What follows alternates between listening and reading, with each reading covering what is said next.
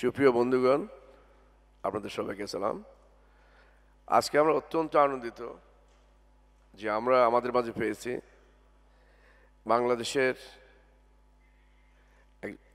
আমি বলবো যে বাংলাদেশের এ পর্যন্ত আমরা যাদেরকে দেখেছি অত্যন্ত সফল আমাদের মাননীয় স্পিকার। তিনি আজকে আমাদের প্রধান অতিথি, তিনি আমাদের অনুপ্রেরণার উৎস।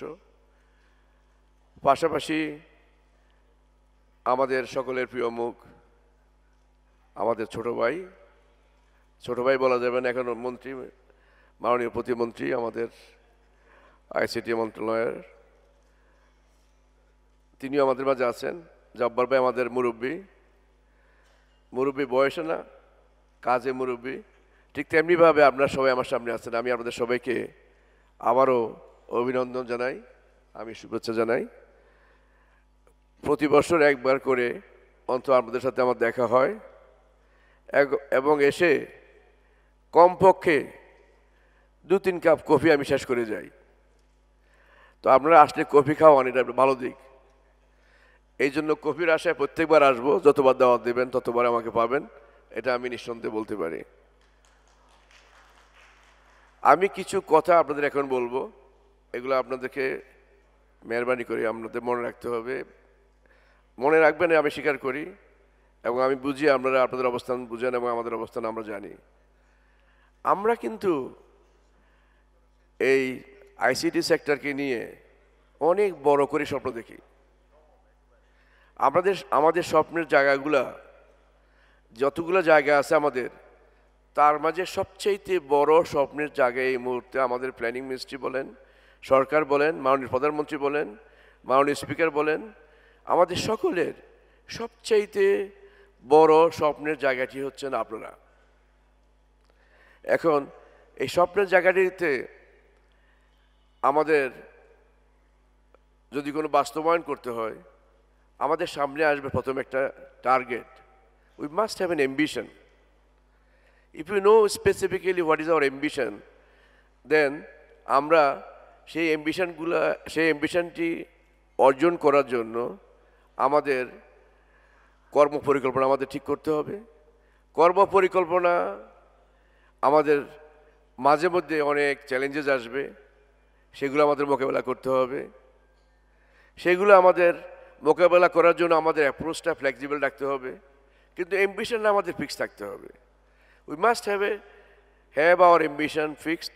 We must have a fixed target, that is the thing we must achieve, and will have to have a time line, যে এই সময়ের মাঝে আমাদের সেটা আমরা অর্জন করব। সেটা অর্জন করতে গেলে নানাবিধ সমস্যা আসবে। আমি আবারও বলছি, multifaceted problem you will be facing. সেগুলো মোকাবেলার জন্য আমাদেরকে ফ্লেক্সিবল অ্যাপ্রোচ থাকবে এবং সেখান থেকে আমরা সরকার এবং প্রাইভেট সেক্টর আপনারা মিলে যদি আমরা একত্র হই, তাহলে আমাদের কেউ আটকাতে পারবে না। আমরা কি দেখি পৃথিবীতে, সময় সময় পৃথিবীতে ট্রান্সফরমেশন আসে। এই ট্রান্সফরমেশনগুলো আসে মানুষকে ঘিরে, মানুষের জন্য। এক একটা ট্রান্সফরমেশন সভ্যতায় যেমনি করে হাতছানি দেয়, সভ্যতাকে যেমনি শক্তিশালী করে, ঠিক তেমনি মানব জাতির অর্থনৈতিক এলাকায়ও ঠিক তেমনিভাবে শক্তিশালী করে। এ পর্যন্ত আমরা কয়টা ট্রান্সফরমেশন দেখেছি? পৃথিবীর সৃষ্টি হয়েছে 460 কোটি বছর আগে। 460 কোটি বছর আগের কথা আমরা বলতে পারবো না পৃথিবীতে কী ছিল আমরা জানেন। তো 40,000 বছর আগে থেকে মোটামুটি আমরা জানি আমাদের অবস্থান অ্যাজ এ হোমোসেপিয়ান, আমাদের অবস্থান পৃথিবীতে আমরা উপলব্ধি করতে পেরেছি। 40,000 বছরের মাঝে প্রথম 30,000 বছর there was no revolution and there was no transformation। ওইরকম মনে রাখার মতো কিছু ছিল না। 10,000 বছর আগে থেকে যখন পৃথিবী থেকে বরফ চলে যায়, মানুষ আস্তে আস্তে গুহা থেকে বেরোতে শুরু করে এবং আস্তে আস্তে মানুষ কৃষির দিকে ঝুঁকে পড়ে, কারণ খাবার তো লাগবে। আগে গাছপালা খেয়ে জীবিকা নির্বাহ করতো, এখন আস্তে আস্তে খাবার দিয়ে গেল। তো agriculture revolution, that was the first revolution, 10,000 years আগে থেকে শুরু হয়েছে, কিন্তু যথার্থভাবে পেয়েছি আমরা 5,000 বছর আগ থেকে। So that was the first revolution. এই রিভলিউশন থেকে আমরা কি পেয়েছি? আমরা পৃথিবীতে আস্তে আস্তে মানুষের সংখ্যা আবার বাড়তে দেখেছি। 10,000 বছর আগে সারা পৃথিবীতে মানব গোষ্ঠী ছিল মাত্র 5 মিলিয়ন, 50 লাখ মানুষ। আজকে 650 কোটির মতো, 750 কোটির মতো আজকে, সেই 50 লাখ থেকে শুরু হয়েছে। তাহলে প্রথম ট্রান্সফরমেশনটা, এই যে মানব গোষ্ঠী এত সংখ্যায় বাড়লো, আজকে জায়গায় আসলো, এর কারণ হলো কৃষি বিপ্লব। দ্বিতীয় বিপ্লবটি হলো শিল্প বিপ্লব। 1740 থেকে 1780 পর্যন্ত এই শিল্প বিপ্লবের সময়। স্কটল্যান্ডের জেমস স্কট যখন স্টিম ইঞ্জিন আবিষ্কার করলেন, তখন আমরা সকল কিছুই ম্যানুয়াল থেকে মেকানিক্যাল হয়ে গেলাম। মেশিন থেকে আমরা এখন মেকানিক্যালি সব জিনিস তৈরি করতে শিখলাম। আমরা শিল্প বিপ্লব পেলাম। তো দ্বিতীয় শিল্প বিপ্লবের হাত ধরে অনেক ট্রান্সফরমেশন হয়েছে। তার আগে ইকোনমিতে কোনো গ্রোথ ছিল না, ইকোনমিতে গ্রোথ ছিল ফ্ল্যাট। 100 বছরে 5% গ্রোথ হতো ম্যাক্সিমাম। এখন যেখানে আমরা 6-7% বছরে পাই, সেই সময় 100 বছর হতো 5%। তো দ্বিতীয় বিপ্লবের পরে আমরা পেলাম তৃতীয় বিপ্লব। 1820 থেকে শুরু হলো,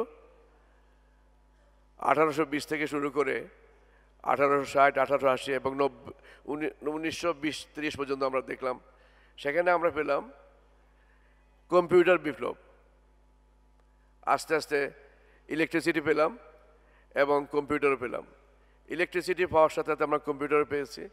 প্রথমে ছিল মেইন ফ্রেম কম্পিউটার, যেটা আমরা জানেন 1960-এর দিকে বড় বড় কম্পিউটার, IBM 1401, 1422, এই জন্য বড় বড় কম্পিউটারগুলো আমরা ব্যবহার করতে শিখলাম। এরপরে আসলো 1970, 1980, এই 20 বছরে আমরা পেলাম পার্সোনাল কম্পিউটার। পার্সোনাল কম্পিউটার পর আমরা পেলাম ইন্টারনেট, আমরা ব্যবহার করা শিখলাম এবং আস্তে আস্তে আমরা ইন্টারনেট টেকনোলজি আমরা পেলাম। এই টেকনোলজি এখনও চলছে। এর পাশাপাশি এখন যে টেকনোলজি আমরা ভাবছি এবং আমরা দেখছি এবং আমরা বিভিন্ন বইপত্রে আমরা যা পাচ্ছি, আমরা বিভিন্ন লিখনির মাধ্যমে পাচ্ছি, এটা একদিকে যেরকম আমাদেরকে অনেক অনেক শক্তিশালী করার জন্য সাহস যোগায়, পাশাপাশি আমরা আবার ভীত হয়ে যাই। এই ফোর্থ টেকনোলজি যেটা আছে, এটাকে বলা হয় ডিজিটাল রিভলিউশন, যেটা এখন সবাই আখ্যায়িত করছেন ডিজিটাল রিভলিউশন, যেটা আপনাদের হাত ধরেই এটা বাস্তবায়ন হবে। এই ডিজিটাল রিভলিউশনের প্রথম যে যা বিসমিল্লাতে শুরু, সেটা হলো আমাদের এটাকে কি আমরা এখানে রোবোটিক্স দেখতে পাই, আমরা এখানে 3D প্রিন্টিং দেখতে পাই, আমরা পাচ্ছি এখানে বড় বড় বিপ্লবের যে সমস্ত জায়গাগুলা আমরা এখানে পাচ্ছি। কোয়ান্টাম কম্পিউটিং তো আমরা কোনোদিন জীবনে লেখাপড়া করিনি। আমরা 3D প্রিন্টিং আমরা দেখিনি। আমরা রোবোটিক্স কতটুকু আমরা জেনেছি। এখন আস্তে আস্তে এই সমস্ত টেকনোলজি চলে আসছে। এই টেকনোলজিগুলোর হাত ধরেই আমাদের এই ডিজিটাল রিভলিউশন বাস্তবায়িত হবে। এখন এর জন্য দরকার আমাদের প্রস্তুতির জন্য আমাদের দরকার, একদিকে যেমনিভাবে নিজেরা প্রশিক্ষিত হবেন, নিজেরা ভালোভাবে বুঝবেন, এবং আমাদের পাশাপাশি এটা যারা ড্রাইভ করবে, যারা সামনে নিয়ে যাবে, তাদেরকেও তৈরি করতে হবে। এবং তৈরি করার জন্য অবকাঠামো তৈরি করতে হবে। এই অবকাঠামো তৈরি হবে আপনাদের হাত ধরে। আমরা সরকার থেকে যেই কাজটি করার জন্য প্রস্তুত, সেটা হচ্ছে আপনারা যখনই কোনো প্রজেক্ট নিয়ে আসেন, কখনো কোনো ধারণা আমাদেরকে দেন, আমরা সেই সমস্ত ধারণাগুলো আমরা বিশ্বাস করি যে আমরা সঠিক ধারণা দিচ্ছেন। আমরা এগুলা সাধারণত হ্যাঁ বলে দেই এবং এগুলো বাস্তবায়নের জন্য আমাদেরকে সাহায্য করি। এখন বাস্তবায়নের দায়িত্ব আপনাদের। আপনারা এখানে বিনিয়োগ করছেন, আমরা যেমনিভাবে বিনিয়োগ করছি আমরাও বিনিয়োগ করছেন। আমি জানি অনেকেই বিনিয়োগ করছেন একটি আশা নিয়ে, কিন্তু সফলতা এখন দেখেননি। এই সফলতার মুখ কিন্তু অন্য সেক্টরের মতো না। আপনারা দেখেন আমাদের যে কত বড় খাত, যেটা নিয়ে আমরা অনেক স্বপ্ন দেখি এবং আমরা অনেক চিন্তা করি এবং সফলতা পাচ্ছি আমরা। এই যে আমাদের garments sector, total garments sector annual turnover হচ্ছে মাত্র $400 বিলিয়ন, মাত্র $400 বিলিয়ন বছরে টার্নওভার। আর আমরা যেখানে যে সেক্টর নিয়ে কাজ করেন এই সেক্টরের অ্যানুয়াল টার্নওভার হচ্ছে $3,500 billion, $3.5 trillion, not even billion, $3.5 trillion হচ্ছে আপনাদের যে এলাকা নিয়ে আমরা কাজকর্ম করছেন সেই এলাকার আয়তন। এখানে হতোদ্যম হওয়ার কোনো কারণ নেই। জব্বার ভাই আমাদেরকে যেভাবে গাইড করে নিয়ে যাচ্ছেন, just like as a captain, তিনি লিড করছেন, সামনে থেকে দায়িত্ব নিচ্ছেন। আমি মনে করি যে আমাদের এই মুহূর্তে আমাদেরকে অবকাঠামোগুলো আমাদের এখন বিনির্মাণ দরকার। আমাদের যদি অবকাঠামোগুলো আমরা তৈরি করতে পারি প্রপারলি, তাহলে আমরা নিজেরাই অবকাঠামোগুলোর হাত ধরে আস্তে আস্তে এই থ্রো ট্রায়াল অ্যান্ড এরার এই মেথডে আমাদের কিছুদিন এগোতে হবে। কিন্তু এখানে এই খাতটির বৈশিষ্ট্য হচ্ছে এই খাতটি কিন্তু অন্যান্য কনভেনশনাল খাতের মতো না, একটা লেদার ইন্ডাস্ট্রির মতো না, একটা ফুটওয়্যার ইন্ডাস্ট্রির মতো না, গার্মেন্টস ইন্ডাস্ট্রির মতো না। সেখানে যেরকম চ্যালেঞ্জেসগুলো আছে কম্পেয়ার টু দোজ এরিয়াজ, এই এলাকায় চ্যালেঞ্জেসগুলো কিন্তু অনেক বেশি। এই এলাকায় এখন যদি কোনো গার্মেন্টস বলেন, পৃথিবীতে গার্মেন্টস তৈরি করে কয়েকটি দেশ, নাম মাত্র কয়েকটি দেশ গার্মেন্টস তৈরি করে। আর যখন আমরা আইটি বলি, আইটি পৃথিবীতে এমন কোনো দেশ নাই যারা আইটি নিয়ে কাজ করে না, আইটি নিয়ে সবাই কাজ করে। আমি আপনাদেরকে অনুরোধ করব, আপনাদের সামনে কিন্তু দুই রকম বাজার আছে। একটি বাজার হচ্ছে আমাদের ইনহাউস বাজার, ডোমেস্টিক বাজার যেটা আমরা বলবো, আরেকটা হচ্ছে আমাদের এক্সপোর্ট মার্কেট। আমরা কেবলই যে শুধু আমরা এক্সপোর্টের উপর নির্ভর করে থাকবো সেটাও ঠিক না, আমাদের ইনহাউস মার্কেটও অনেক বড়। ইনহাউস মার্কেট আমরা এখনো কাজ করি নাই। আমাদের 16 কোটি মানুষ, আমরা 16 কোটি মানুষকে এখনো তাদের যে জায়গা জমিনের যে হিসাব, পর্চা বলেন, খতিয়ান বলেন, এই জাতীয় জিনিসগুলা, সেইগুলো আমরা এখনো ডিজিটাইজ করতে পারি নাই। আমাদের এটা বিরাট এলাকা, 16 কোটি মানুষের জায়গা জমিন এর হিসাবপত্র পুরোটাই ডিজিটাইজড হওয়া উচিত। আমাদের এখানে কত লক্ষ মামলা আমাদের এ পর্যন্ত পেন্ডিং আছে। এই যে মামলাগুলো পেন্ডিং আছে, মামলাগুলোর তথ্য আমরা এখন ডিজিটাইজ করতে পারি নাই। মামলা যখন হয়ে যায়, মামলা যে রায়গুলো আছে, রায়গুলো তো পোকামাকড় খেয়ে ফেলবে কাগজ। এগুলোকে যদি আমরা পেপারলেস করতে না পারি, তাহলে আমরা কিভাবে দাবি করতে পারি যে আমরা একটি শক্তিশালী দেশ, অর্থনীতি এলাকায় আমরা এক সভ্য দেশ? আমরা দাবি করতে পারি না। আমাদের অফিসে যে পরিমাণ কাগজ আমরা এখনো বছরে ব্যবহার করি, ইট ইজ সিম্পলি ওয়েস্ট। একটা তথ্য দিয়ে দেখানো হয়েছে, আমেরিকায় 1 মাসে যে পরিমাণ কাগজ তারা অফিসে ইউজ করে, 1 মাসের কাগজ দিয়ে সারা পৃথিবীকে তারা 3 বার এনসার্কেল করতে পারতো। ওই কাগজ যদি সারা পৃথিবীতে একটার পর একটা লাগিয়ে দেয়, তা 3 বার সেখানে জোড়া দিতে পারবে, লাগাতে পারবে সারা বিশ্ব, যে পরিমাণ কাগজ আমেরিকা ইউজ করে। তো আমাদের দেশেও আমরা যে পরিমাণ কাগজ ইউজ করি, এগুলোকে যদি আমরা পেপারলেস করতে পারি, তাহলে আমাদের অনেক সেভিং হবে। সো লেট আস গো হেড। আমাদের আস্তে আস্তে আমরা চলুন, আমরা শুরু করি। আমাদের যে এলাকায় আমাদের হাত দেওয়া দরকার, আমরা সেখানে হাত দেই। এখানে একটা প্রবলেম আপনারা ফেস করবেন, হিয়ার ইজ এ ক্লিয়ার আমাদের এখানে ডিভাইডটা আছে। এই ডিজিটাল ডিভাইডটা এখন কাজ করছে কীভাবে, অন্য ক্ষেত্রে নাই। আমাদের শহর এবং গ্রামের মানুষকে শিক্ষিত করতে একটু সময় লাগবে। আর আমাদের এখন যারা অফিস চালাই, আমাদের অফিস যারা চালাচ্ছেন, তারা কিন্তু আধুনিক আপনাদের এই অটোমেশন এই জাতীয় জিনিসে তারা অভ্যস্ত না। তাদেরকে সেখান থেকে বের করে নিয়ে আসতে হলে এই ডিজিটাল, যদি এখন যদি বলে পেপারলেস ও ডিজিটাল বাংলাদেশ, অটোমেশন, এইগুলো যখন আমরা বলতে যাবেন আপনাদের কষ্ট হবে, সময় লাগবে, but you will have to do it. You will have to do it. You will have to motivate them. You will have to induce them. You will have to inspire them. And you will have to make them compelled যে এটা করতে হবেই। যদি এই কাজগুলো আমরা করতে না পারি তাহলে আমরা মাঝামাঝি জায়গা থেকে আমরা কখনো সফলতার মুখে আমরা দেখতে পাবো না। তো আমি মনে করি আমাদের দেশেও যেই পরিমাণ, ইভেন আমরা প্রতি বছর আমরা বই প্রিন্ট করি, বছরের জানুয়ারি মাসে 1 তারিখে আমরা কোটি কোটি বই আমরা বাচ্চাদেরকে দিচ্ছি।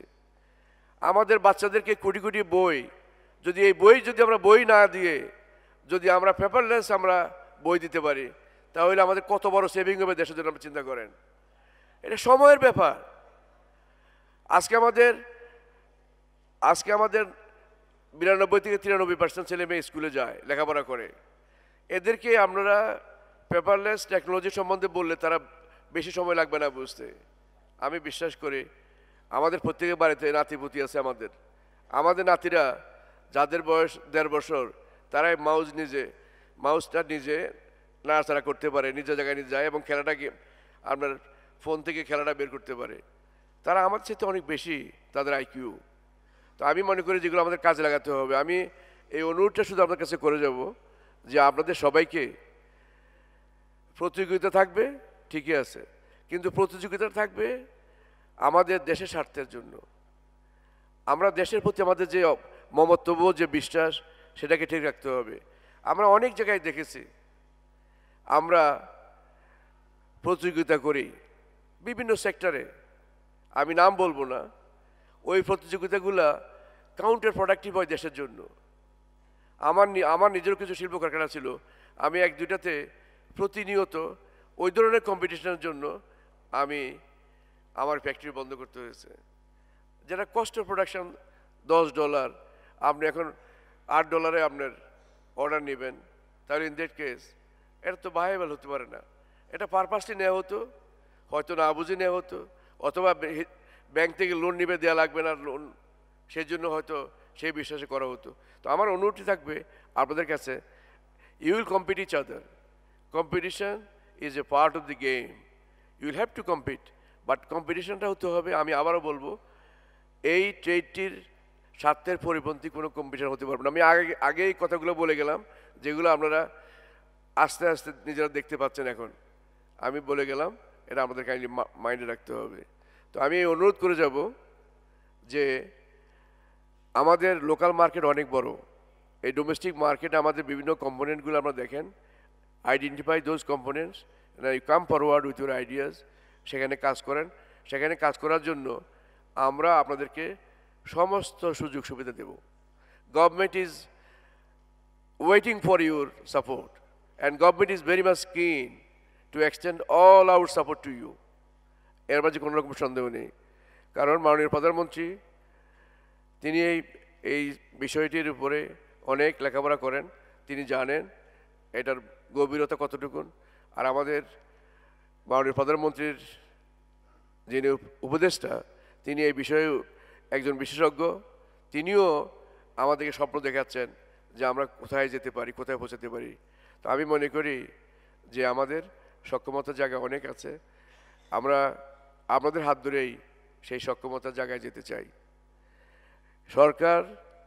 সরকার কিন্তু ব্যবসা করবে না, সরকারের কাজ হলো আপনাদেরকে সাহায্য করা। সাহায্য করবে সরকার, কাজটি করবে না আপনারা। আর আমি বলে গেলাম, বাংলাদেশ সরকারের পক্ষ থেকে যদি আপনাদের কোনো সমস্যা থাকে, সমস্যা তো থাকবেই। যখনই কোনো সমস্যায় পড়বেন, আমার জানালা দরজা সব খোলা, আপনারা চলে আসবেন, ইউল গেট মি দেয়ার।